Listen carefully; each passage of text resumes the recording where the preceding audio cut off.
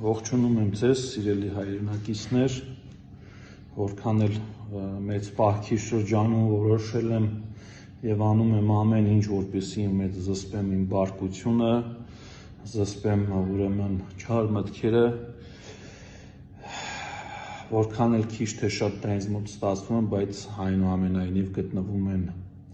լափառոշ բերաններ, որոնք ինձ ստիպում են խախտել ուրեմն զսպվածությունը, ժուժկալությունը եւ այլն։ Քիչ առաջ դիտում էի ուրեմն Միքայել Սրբազանի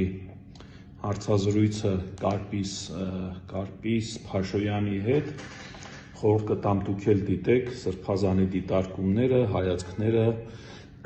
շատ կարևոր, շատ արդիական են, շատ ուսուցողական են եւ միշտ էլ Սրբազանին լսելուց իհարկե մտքերն ու ուղենիշները միշտ առկա են, որպեսզի մենք վերաձևակերպենք մեր աշխարհընկալումները, վերաձևավորենք մեր կենցաղը, բարքերը եւ այլն։ Գտնվում են մարդիկ, ովքեր Սրբազանի քաղաքական քննադատական խոսքի նկատմամբ այնպիսի մի արձագանք են տալիս, անդաստիրակ ու լափառոշ արձագանք են տալիս, որ իմ մոտ համոզմունք է առաջանում, որ սրանք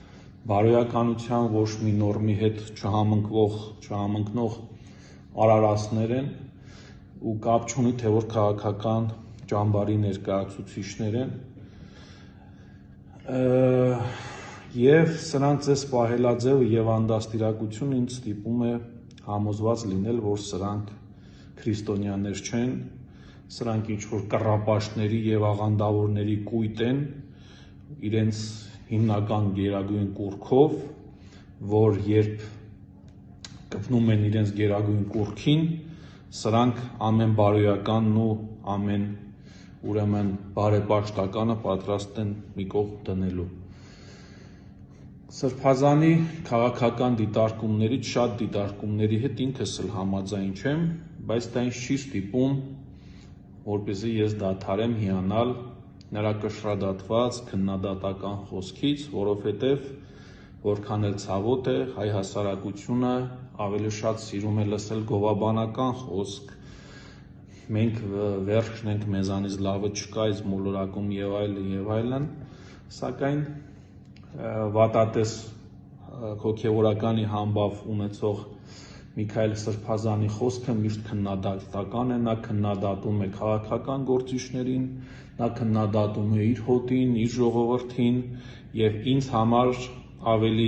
ընկալելի հոգևորականի կերպարը սա է, որովհետեւ հոգևորականը այն այրն է, ով պետք է եւ պարտադիր պետք է մատնացույց անի ժողովրդի աղտերը,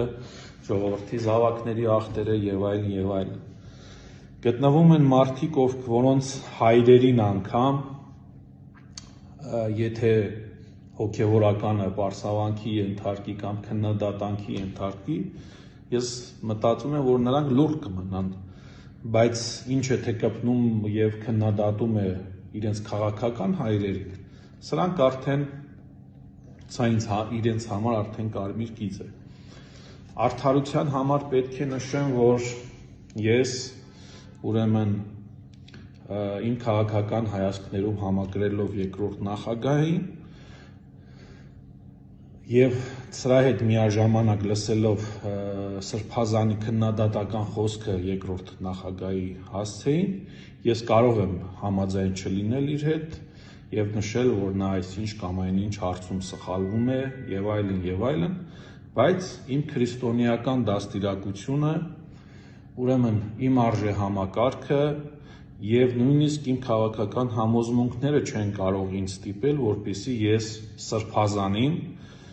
անվանեմ վիրավորելու համար անվանեմ տեր, անվանեմ ինչ-որ մեկի վկա, ինչ-որ քաղաքական գործչի վկա, կամ չգիտեմ, անվանեմ վիրավորական ուրեմն տոնայնությունների մեջ նրան համեմատեմ ինչ-որ մի ուրիշ կերպարի հետ։ Եվ կոչս եւ հորդորս նաեւ բոլոր ուրեմն խելք ունեցող եւ բարոյականության որոշակի ցենզ ունեցող մեր քաղաքացիներին, ովքեր համակրում են այս կամ այն ուժին, եթե դուք լսում եք քննադատական խոսք Սրբազանի կողմից ձեր քաղաքական առաջնորդի նկատմամբ, ապա կոչս, խնդրանքս եւ հորդորս ձեզ չնմանվել ուրեմն այն հասարակության քարսկեղածին բացիլներին, ովքեր լափառոշ բերանները շաղ են տալիս եւ սկսում են վիրավորել վերջինիս։ Նիկոլությունը եւ նիկոլիզմը հենց սա է եւ շատ բնական զուգադիպությամբ ես տեսնում եմ քաղաքական իրականության մեջ, թե որ ճամբարներից են վիրավորում ուրեմն Միքայել Սրբազանին, այն որ Նիկոլ Փաշինյանի աղանդավորների կույտը եւ անուղեղների կույտը կարող է վիրավորել Սրբազանին, անմեղ սունակների կույտը Նիկոլ Փաշինյանին չսիրելու, չհամակրելու մեջ բան, ես դա լրիվ նորմալ եմ համարում, որովհետեւ նիկոլիզմը ինքը ախտ է, նիկոլիզմը ինքը քաղցկեղ է հասարակության մեջ, բայց սրան զուգահեռ ես տեսնում եմ նաև անձերի, ովքեր փորձում են ետ չմնալ ուրեմն այս դեգրադացվածներից եւ պլեյբեյներից կազմված խառնամբոխից եւ ամեն կերպ փորձում են համալրել այդ շարքերը։ Հետևաբար իմ զրույցը եւ իմ խոսքը այն մարդկանց հետ է, ովքեր ուրեմն ցանկանում են որքան հնարավոր է լինեն քրիստոնյա, որքան հնարավոր է լինեն բարեպաշտ, լինեն բարոյական, եթե չեք հարգում ուրեմն անձի տարիքը, չեք հարգում նրա ավանդը, չեք հարգում նրա ուրեմն խոշոր ու մեծ ներդրումը հայ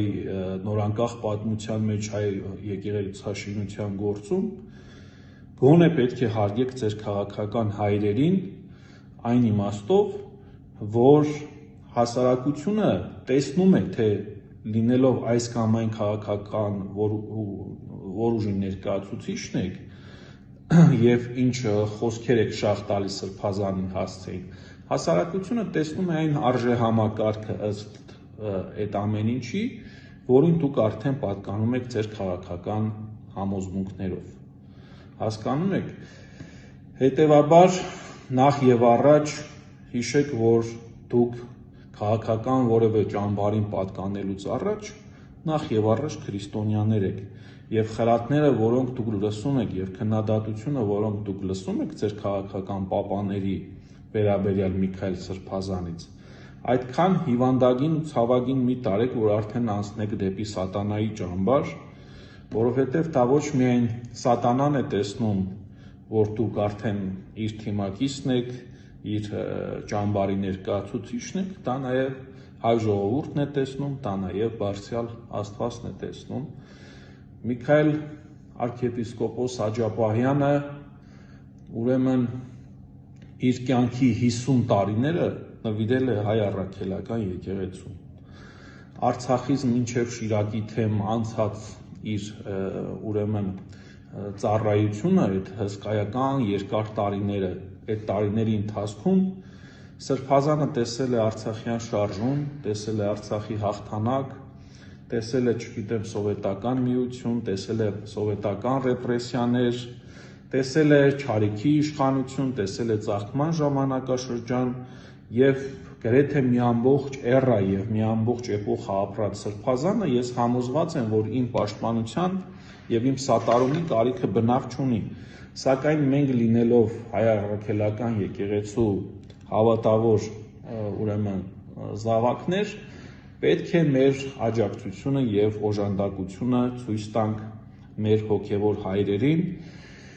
եւ ցույց տանք մեր սատարումը։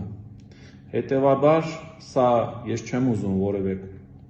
քաղաքական ուրեմն բանավեճի թեմա դարձնել ես իմ խոսույթը, ես ընդամենը ցանկանում եմ ձեզ խնդրել եւ հորդորել, որպեսզի ուրեմն ձեզ նամանավանդ հայ առաքելական եկեղեցու սպասավորի նկատմամբ ձեր կարծիքները, ձեր խոսքը եւ այլն որքան հնարավոր է չափավորեք։ Ինչ վերաբերում է այդ քաղաքական ճամբարին, որի պատկանելիություն ունեմ նաև ես, ապա խնդրանքս հորդորս երկրորդ նախագահի աջակիցներին, նրան ընտրողներին որևէ կերպ, որևէ ձևով, որևէ միջոցով չվիրավորեք Սրբազանին, որովհետև ես դա անկախ քաղաքական իմ համոզմունքներից կհամարեմ նաև անձնական վիրավորանք իմ նկատմամբ, այն կրոնի ու այն հավատքի նկատմամբ, որը ես դավանում եմ։ Սա միանշանակ է։ Կլսեք քննադատական խոսք ուրեմն նախագահի հասցեին, նույն քաղաքական քննադատական խոսքով կարող եք պատասխանել, ձեր սահմանադրական իրավունքն է, բայց սահմանադրական իրավունքներից բացի գոյություն ունեն նաև բարոյական արժեքներ, որոնք ձեզ չպետք է թույլ տան անցնել վիրավորանքների Սրբազանի նկատմամբ։ Սա ես իմ քաղաքական ճամբարի, իմ քաղաքական եւ գաղափարական բարիկադի անձանց մասին եմ խոսում, իսկ մնացած այն լափառոշանդաստիրակներին, ովքեր վիրավորում են Սրբազանին, ովքեր Սրբազանին անվանում են Քոչարյանի վկա, անվանում են ինչ-որ տերտեր, թող դրանց գնահատական իրենց քաղաքական թիմում տան ու իրենց քաղաքական պապաները տան, եթե իհարկե այդ պապաները կրում են որոշակի քրիստոնեական արժեհամակարգ եւ որոշակի քրիստոնեական կոդեքսներ։ Իսկ առհասարակ հայ ժողովրդին ես մի խնդրանք ունեմ, մասնակցեք պատարակներին, կիրակնօրյա պատարակներին, մասնակցեք ժամերկություններին, որպեսզի ձեր կապը Աստծու հետ ուրեմն լինի ամուր եւ այդ կապը ոչ մի տեսակ չարք, ոչ մի տեսակ չարիք չկարենա վնասել եւ խզել եւ ինչպես Գրիգոր Տաթևացին էր ասում, եկեղեցում ամեն ինչը տասնապատիկ է, եւ շնորհը եւ պատիժը։ Հետևաբար ամրացրեք ձեր հավատքը, նախ եւ առաջ քաղաքական որևէ թիմի պատկանելու, դրանից առաջ միշտ հիշեք, որ դուք քրիստոնյաներ եք, միշտ հիշեք, որ դուք կրում եք Հիսուս Քրիստոսի ուսմունքը եւ շարժվում եք ըստ այդ ուսմունքի։ Իսկ Քրիստոսի ուսմունքը դա նախ եւ առաջ վեհանձն լինելու մասին է, առաքինի լինելու մասին է, ներողամիտ լինելու մասին է եւ վեհ լինելու մասին է։ Չհամալրեք ամեն տեսակ պարազիտների շարքերը։ Շնորհակալություն, ձեզ լավ օր։